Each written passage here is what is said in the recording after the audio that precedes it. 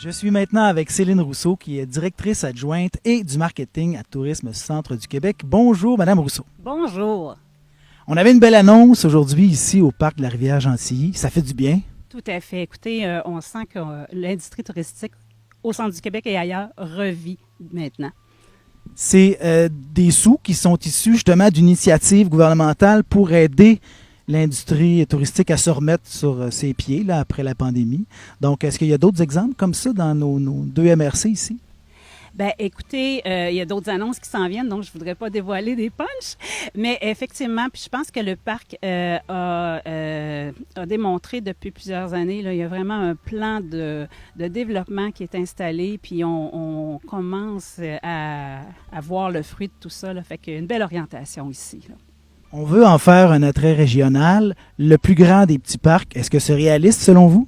Tout à fait, parce que, écoutez, la clientèle touristique qui nous contacte, je recherche ce genre d'attrait, l'hébergement qu'on y retrouve, puis je pense que ça va aller aussi en augmentant. On a visité tout à l'heure là, les nouveaux chalets, fait que je pense que c'est pas faux de dire le plus grand des petits parcs parce qu'il y a un territoire aussi quand même assez grand, plusieurs pistes pour la randonnée, pédestre, vélo, la rivière tout proche, donc il y a de quoi s'amuser amplement.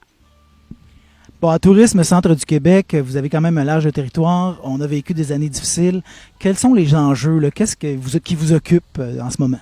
Bien, écoutez, c'est pas une surprise pour personne. L'enjeu main-d'œuvre est dans la bouche de tout le monde et dans la réalité de tous, effectivement.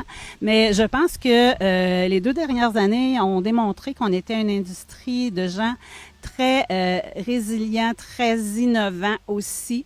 Les gens ont su adapter le produit à la situation et on espère que la clientèle québécoise, qui dans les 2 dernières années a découvert le Centre du Québec également, va devenir fidèle à notre produit parce que il y a tellement de choses à voir et à faire chez nous. Les gens sont surpris à toutes les fois. Ils sont étonnés. Donc, de voir la quantité, la diversité d'activités, d'offres d'hébergement là, qui s'y trouvent.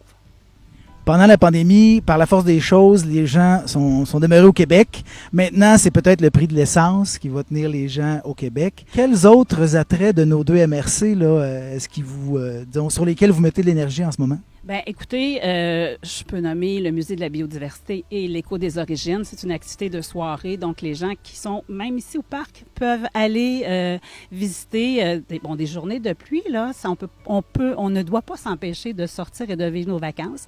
Donc, c'est un attrait intéressant. Le Moulin Michel de Gentilly aussi, qui est pas très loin.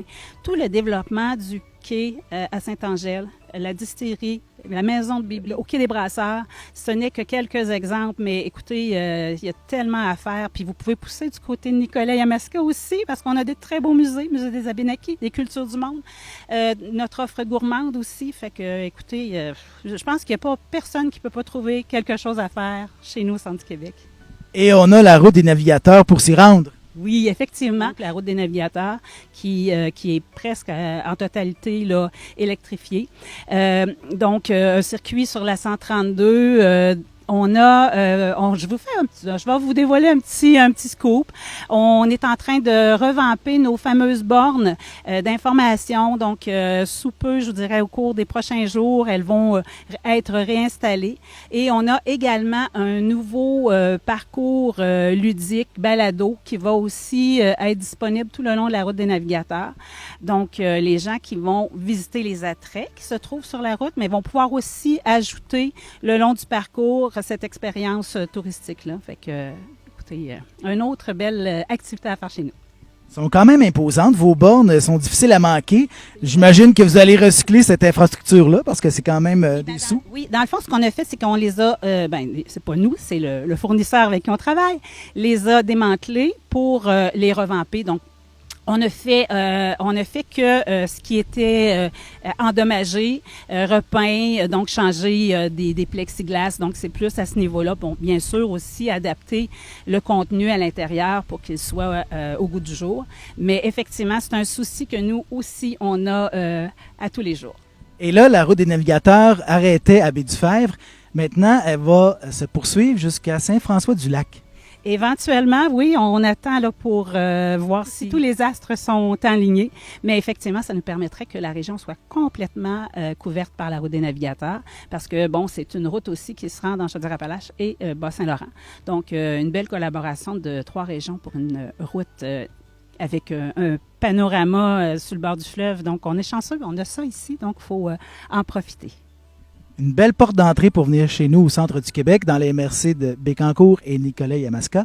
Merci, Mme Céline Rousseau, de Tourisme Centre du Québec. Bien, ça me fait plaisir. Puis écoutez, je vous invite à venir décrocher ici cet été au centre du Québec. L'invitation est lancée. Merci.